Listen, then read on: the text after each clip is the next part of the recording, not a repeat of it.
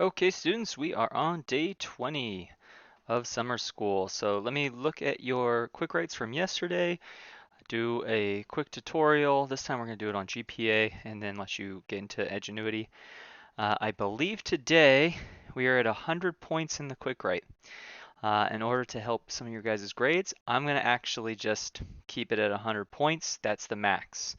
Uh, what that means is that I'll continue to give quick writes for the next 4 days that we have class scheduled because we still have the 23rd, the 24th, the 27th, and the 28th. I'll still give 5 points each for each day, so it'll be a max of 120, but since the cap is 100, that means that all those extra points will go into extra credit. So if you're already near the cap, you can just get a bunch of extra credit. Otherwise, you're just getting closer. Overall, I think it should just help everybody's grade just a little bit, make everything round out a little bit nicer.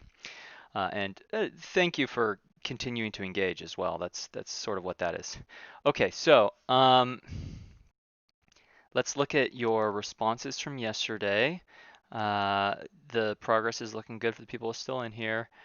I saw that a lot of people are asking, well, where was your Google Forms survey? And that was my fault for not linking that. I have now linked that into quick write number 4. So if you guys can complete that survey for me, that's quick write number 4. Just give me a like, yeah, nice, finished it, or finished.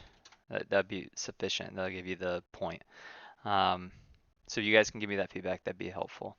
Otherwise, you've not used, you haven't created one. Okay, so I saw that a lot of people though that didn't make one, they did make a form.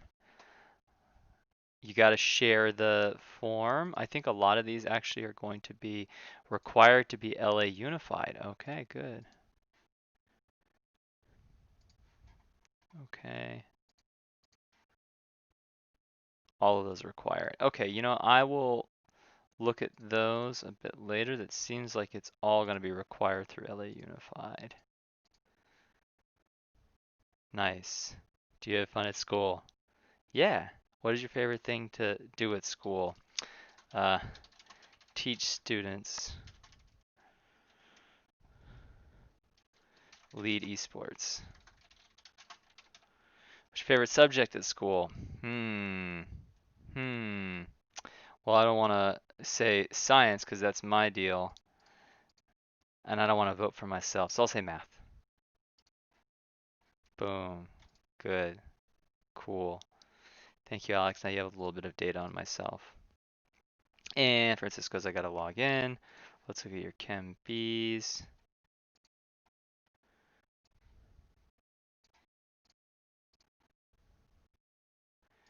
Gotta sign in. Yes. Where is 8? Yes. Maybe. Absolutely not. This guy should get out of there. He's crazy. I used to love Kanye, but no way. No more celebrities for office. Get them out of there. Okay. Good work on the surveys. People did them. Let's talk about today. Let's talk about GPA because I asked you guys before about GPA, and I was kind of curious if you knew how to calculate yours. So let's actually look at GPA. Remember, GPA is grade point average. So how is that calculated? Well, I'm pulling up uh, my transcripts right here. So I've got my community college transcript, my UCLA transcript, and let's pull up uh, the Northridge portal, my Northridge portal. Okay, so tip, when you go to your college, when you are looking for your transcripts, you can usually get them online as an unofficial copy, and then you have to request them later as official copies when you're trying to apply for graduate school or looking to submit them for a job. But most places, most colleges, you can just go online. I'll just log me into mine. For Northridge, you have to go to academics and unofficial transcripts. And this is going to be the same thing in most universities. And I'll pull up my unofficial transcript. Now, the unofficial transcript you can't necessarily submit to an employer or a school like these two examples. Like my UCLA one is the official one, my Antelope Valley College one is the official one. This would be an unofficial one. To get an official one, I'd have to order it. It's a few bucks and it takes a little bit of time, but no problemo. So let's start off with my Antelope Valley one, and let's share this. Anyone with the link, we'll copy the link. Let's see, insert link. Whoops.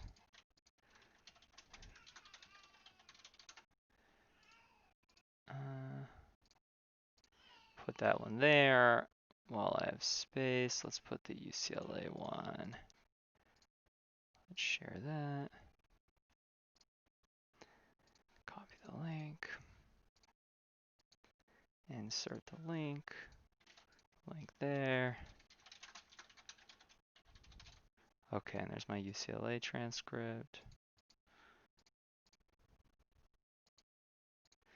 And the Northridge transcript, we're just going to look on online because I could do a screenshot of this, but it'd probably be kind of tiny. You can kind of see that they like to put them on one single page, an official transcript. That's sort of the reason behind it. One page, versus these unofficial ones. No, and it's not all formatted, so they have to make somebody go through and do some format. I could probably pan out, zoom out, it's super small, and then take a screenshot, but we'll just look at it this way. Okay, so looking at the AVC one, I have a certain number of credits for a class and a grade in that class. So first class, my freshman composition class, my English 101, 3 credits, I got a B. Oh, bummer. So that was, you multiply the credits times the grade. Now, if it's an A, it's a 4. If it's a B, it's a 3. If it's a C, it's a 2, D, 1, and F, 0. If it's an AP class, you actually multiply it by the value plus 1. So if it was an AP class and you got an A, that would be considered a 5. That does not apply in college. In college, the cap is 4. That's it. You can't go above 4. But in high school, if you pad out your grade with a lot of APs, sometimes the school will also give you the bonus on honors, depending on the class. That could be another way to definitely bump up your GPA, is taking AP classes or honors coursework if they give it to you. Okay, so I just take 3, multiply it by the B3, and you get 0.9. Credits 4 here, I got a grade of A in my algebra class, and I got 4 times 4 will give you 16. Spanish, my first Spanish 101, it was 5 credits. Multiply that by 4 for the A, and you get 20. So then you take all of those values, you add them up, and then you divide by the number of credits, and you'll get your GPA. So 9 plus 16 plus 20, that would be 45. 45 divided by 12, and I'll pull that up right here, gives you 3.75 is the GPA. Okay, well, then I take another semester and I do AAAB, then another semester AAA, another semester AAA, AAA. So I kind of like, first semester was just kind of testing it, got very annoyed that I got a B in that English class, and tried to use that as motivation to continue to get good grades. But you can see if you ding your GPA just a little bit, sometimes it's hard to bring it back up, especially if you've gotten some low marks. So that's why it's important to take credit recovery so you can replace that grade. If you've gotten a low mark in, say, chemistry, if you go back and replace it with an A or B, that can significantly help your GPA. Significantly. That's why we're doing credit recovery here. Okay, so if I added up all of my points, I had 340 points. and altogether that was 87 credit hours, and that gave me a GPA of 3.91, and that's listed right there. So for you guys, actually, every class that you take, now how are credits calculated? Credits are actually kind of supposed to be calculated based off of time in class. Uh, Traditionally, it's basically 1 hour in class per week is equal to a credit. So in your normal class throughout the school year in high school, you spend about an hour every day in class for 5 days a week. So you spend about 5 hours in class every day, every week for every class. That's about 5 units. So in high school, all of your classes are 5 units. So if you have 6 classes, you get about 30 units per. Um, 30 units per semester. So if you do 30 units times semester and you get let's say you get a 4.0, you'll get 120 grade points. And then you would have to divide that by the number of units that you had. So my question right here, calculate your new GPA assuming you got an A in all of your classes next semester. How much would it change? Do you think you can achieve this next semester? Okay, let's use mine for an example to calculate this out. So first thing you're going to have to do is, before you find your GPA and your new GPA, assuming you got all A's, let's instead find your grade points first. So you're going to have to go through and multiply all of your credits right now, however many you've had, and multiply it by the grades, and that'll give you your grade points. So for me, my grade points were 340 in this transcript. So let's use that 340. Now let's assume I took another semester worth 30 units. And to be a full-time student in college, you need to have 12 units. So you guys are full-time high school students, you take 30 units. That is way more than you need in college. College, you only need 12, but it's expected that you're going to be juggling other responsibilities. And, probably the course work is also a lot more difficult. So you'll be doing a lot more homework. But still, it's impressive to think that you guys are taking 30 units right in the normal semester. So let's say I took my 340 points, and let's say I got a 4.0 in all my classes next semester. So that's 30 units times 4.0 would give me another 120. So 340 plus 120 would give me 460 grade points. Now I have to divide that by my total hours. Well, I had 87, and I just added another 30, so that would divide by 117, and that would raise my GPA. So if I took another 30 units at this community college and I got all A's, then my grade point would go from 3.90 to 3.93. But let's say if I was much lower, let's say you had a 2.0 and you've already taken, let's say you had a 2.0 and you just finished your sophomore year. So that means you've finished 4 semesters, and each semester is 30 units. So you've taken 120 grade points. So 120, 2 times 120 will give you 240 grade points. Let's say next semester you get all of the points you can possibly get. So that would be 30 units times 4.0 would give you another 120. And then you divide that by your total units. If before you had 120 and then we add another 30, so now it's 150, you get a 2.4. So if you are at a 2.0 for the first 2 years and then the next semester you get all A's, you would drag that up to 2.4. So that's a bigger impact. For me, when I was at 3.90, if I got all A's, it dragged up to a 3.93, very small difference. But because somebody with a lower GPA, like a 2.0, if they get a bigger shift. They will get a bigger shift if they get a 4.0 the following semester. Okay, so this is my Antelope Valley GPA. I ended up with a 3.90. These are all in semester units. Here's my UCLA transcript. I transferred in with, it says 113 units, and the reason for that is because there is a small difference between this college, and that this is semesters and this is the quarter unit system. So if you're going to a UC, they use the quarter system, which means you have 3 quarters in the full year. You have a fall, winter, and spring quarter. So you have 1.5 times as many classes.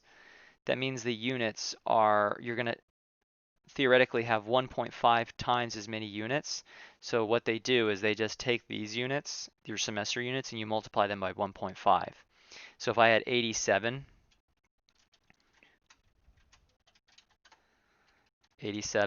multiply that by 1.5, 130. Oh, they didn't give me all 30. It looks like they gave me a fraction of that. So that's not the only explanation there. Then my quarters. Okay, another big change here at the UC system. Here, do you notice there's no pluses and minuses? Pluses and minuses were the bane of my existence. I got a lot of B pluses, which were so close to A's. If I was at a community college, this may have been bumped up to A's, who knows? But the competition is a little bit more stiff at a UC. So a B plus is equivalent to a 3.7. No, let's see what it is. 13.2, because I see this value right here, divided by